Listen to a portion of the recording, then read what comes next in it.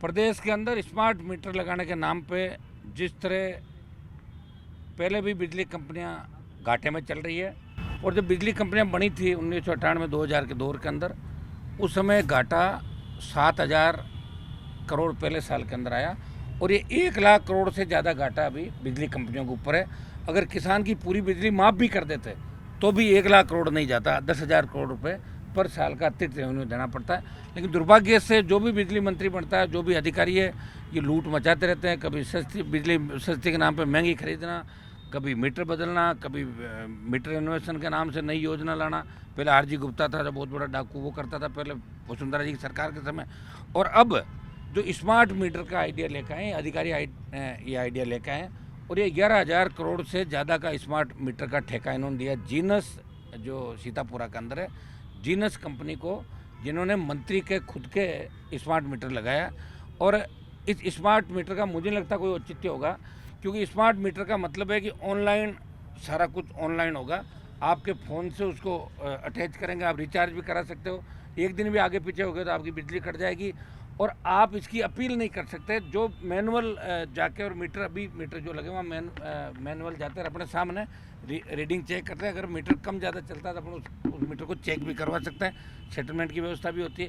लेकिन दुर्भाग्य से स्मार्ट मीटर के नाम पे हज़ारों करोड़ रुपए राजस्थान की बड़ी बड़ी जनता का बर्बाद कर देना, सिर्फ मंत्री जी की शौक, इस मंत्री जी का काम कैसे हो, कंपनी को ऑब्लाइज कैसे करें, और पैसा सरकार, इनका कहना है कि पैसा तो हमें ऊपर तक देना पड़ता है। अब ऊपर कौन सी जगह है, उस बात का मुझे आज तक पता नहीं लगा कि ऊपर तो दिल्ली और जयपुर दोनों हैं। तो मंत्री जी बता सकते हैं ऊपर दिल्ली की तरफ देना पड़ता है, जयपुर की तरफ। ये दुर्भाग्य। और ये मंत्री जो हीरालाल नागर है, आपके बिजली मंत्री, जो मेरे कनेक्शन की तो बात जोर जोर से कहते हैं, हनुमान जी का हमने कनेक्शन काट दिया। मैंने तो 2 लाख रुपए सेटलमेंट के 27 मार्च को जमा कराए थे, और सेटलमेंट हमारा अधिकार है हर उपभोक्ता का। अगर बिजली का बिल ज़्यादा आता तो सेटलमेंट में जाता है, और मार्च के अंदर सरकार पॉलिसी लेके आती है कि 31 मार्च तक जो ये टाइम देती है, उसमें ब्याज पेनल्टी माफ़ करके एक मुश्त एमनेस्टी योजना, एक मुश्त राशि के रूप में कई बार इन्होंने छूट भी दी, हर बार छूट देते हैं। मेरे से 2 लाख रुपए भी ले लिए और कनेक्शन भी काट दिया। और मंत्री जी खुद अपना स्मार्ट मीटर लगा कर फोटो छपवा रहे थे।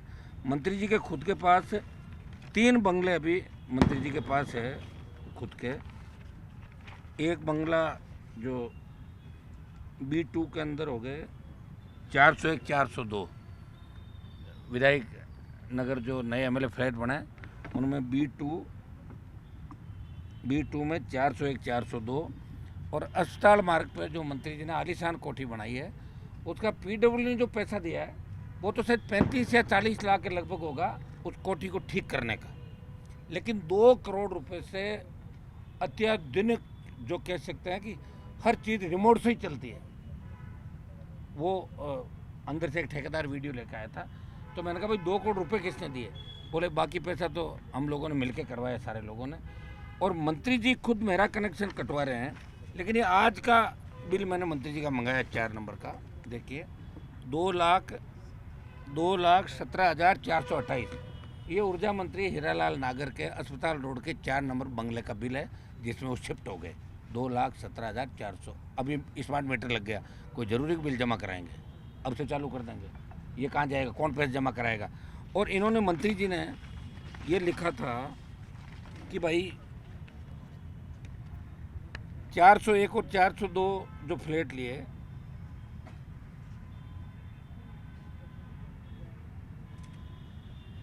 ये मैंने आपको बता दिया। मंत्री जी ने भेजा इसको,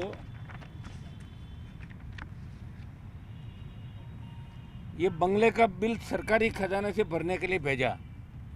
तो वहाँ ट्रेजरी ने क्या कहा? ट्रेजरी ने ऑब्जेक्शन किया कि एक व्यक्ति का एक ही बिल सरकार भरती है। आप देखो, खुद ऊर्जा मंत्री अखंड भ्रष्टाचार में डूबा हुआ। ये तो तीनों बिल सरकार से भराना चाहता है। अभी 2 बंगले उनके बिल भी बाकी है, भरा कि नहीं भरा। लेकिन इसका मैंने जो बताया ऊर्जा मंत्री का, ये आज का बकाया बिल है। और ये 11,000 करोड़ का जो जीनस कंपनी का, इसमें कम से कम बड़ा परसेंटेज मिनिस्टर का एक इनका सिस्टम होता है। हम तो कभी सिस्टम में रहे नहीं, और शायद कभी सिस्टम में रहेंगे तो भ्रष्टाचार जड़ से ख़त्म हो जाएगा। लेकिन सिस्टम ये देखा कि अपने आप ही इंजीनियरों से लेके चीफ से लेके एमडी से लेके सीएमडी से लेके मंत्री से लेके मुख्यमंत्री दिल्ली तक ये जाता है, दिल्ली की योजना दिल्ली तक, यहाँ की होती है यहाँ तक।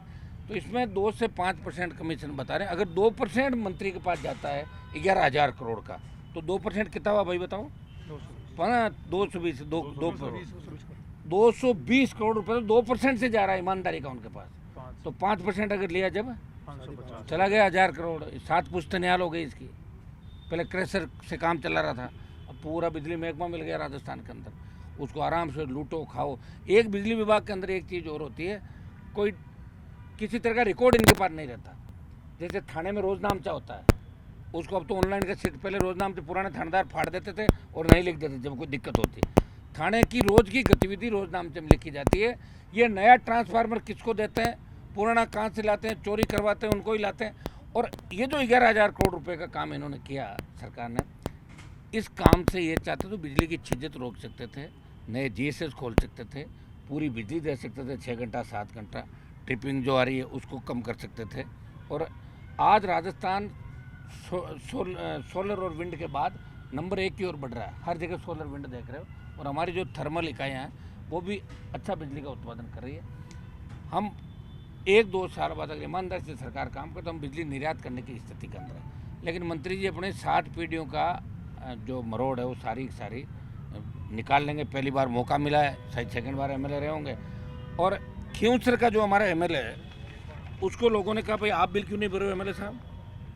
तो उसने कहा मैं बिल नहीं भरूँगा। मंत्री जी ने मुझे कहा है कि आप तो जीत गए और हनुमान जी हार गए, तो आप ऐसा करो मैं खुद ही नहीं भर रहा हूँ, तो ये बिल देखो। इसका एक भाई रामेश्वर बीजाराम कनेक्शन पीडीसी करा देना, मतलब 25-300 पीडीसी करा के नया कनेक्शन उसी कैंपस में लेना। फिर इसका दूसरा भाई आ गया रामेश्वर, इसी रामेश्वर ने 28,751 पीडीसी, तीसरा उसी ढाणी के अंदर।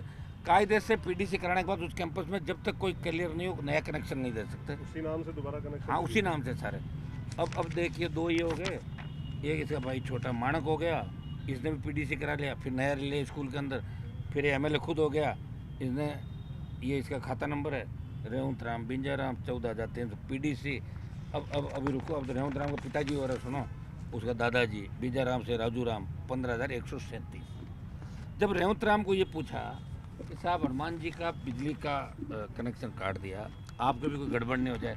बोले मेरे को तो मंत्री जी ने साहब कह रखा है कि भजन लाल जी जब तक बैठे हैं और मैं बैठा हूँ, मैं तो खुद बिल नहीं भर रहा हूँ, तुम बिल भरो मत, मैं संभाल लूँगा अपने आप।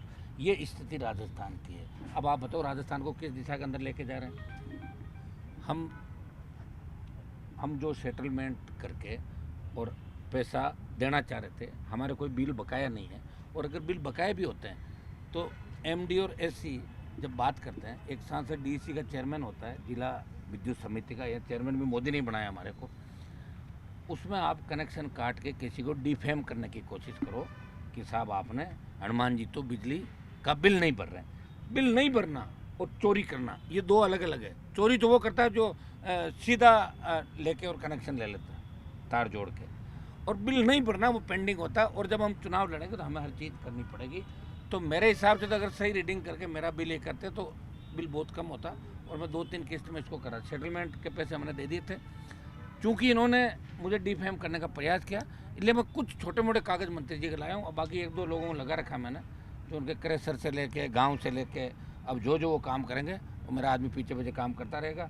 उनके सारे कागज़ मंत्री जी के हम लाएंगे।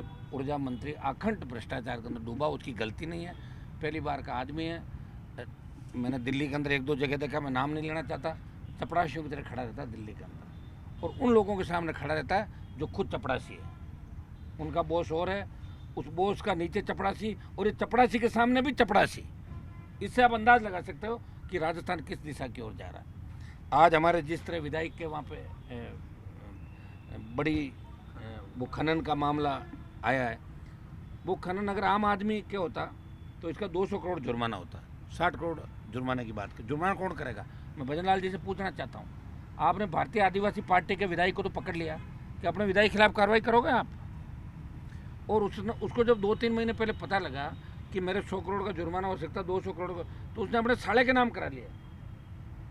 उससे माइंस लगाई जो उन लोगों ने, माई छुई नहीं उनकी, उसको इलीगल तरीके से उन्होंने खोद के 4 लाख टन से ज़्यादा माल निकाल के बेच दिया। ये दुर्भाग्य है।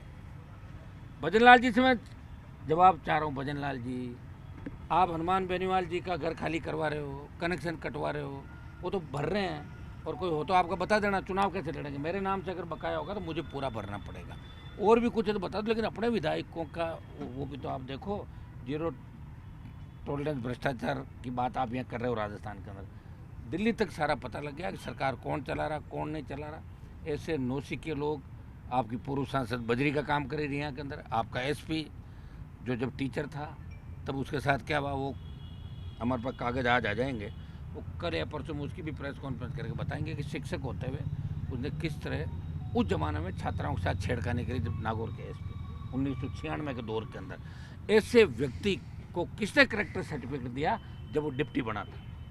ये हुआ। इसकी शिकायत हम प्रधानमंत्री से करेंगे और चाहेंगे कि इसको गलत तरीके जो थाने में सर्टिफिकेट दिया, इसको घर भेजें और इससे वसूली करें जो नौकरी के अंदर रहते हो किया।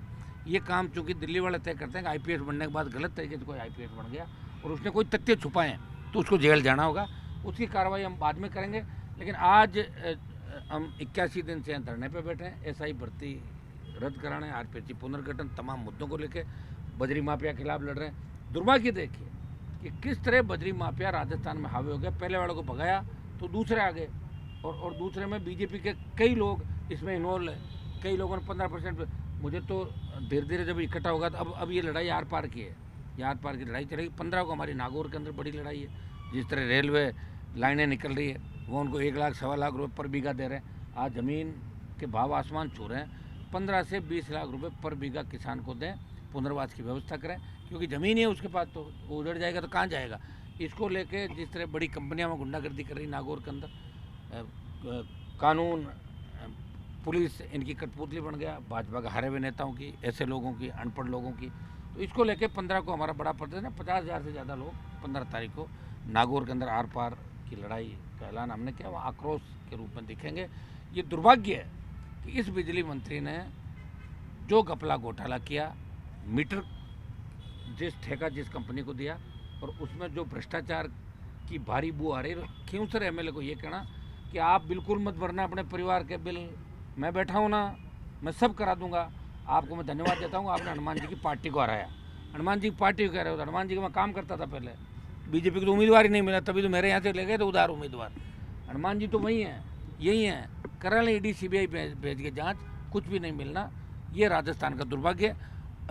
और मैं मीडिया के माध्यम से तमाम हमारे सरकार के अंदर बैठे जो अधिकारी सरकार चला रहे हैं, मुख्यमंत्री को भी कहना चाहूँगा कि समय रहते जो सबूत हम आपको दे रहे हैं उसमें आप कार्रवाई करें।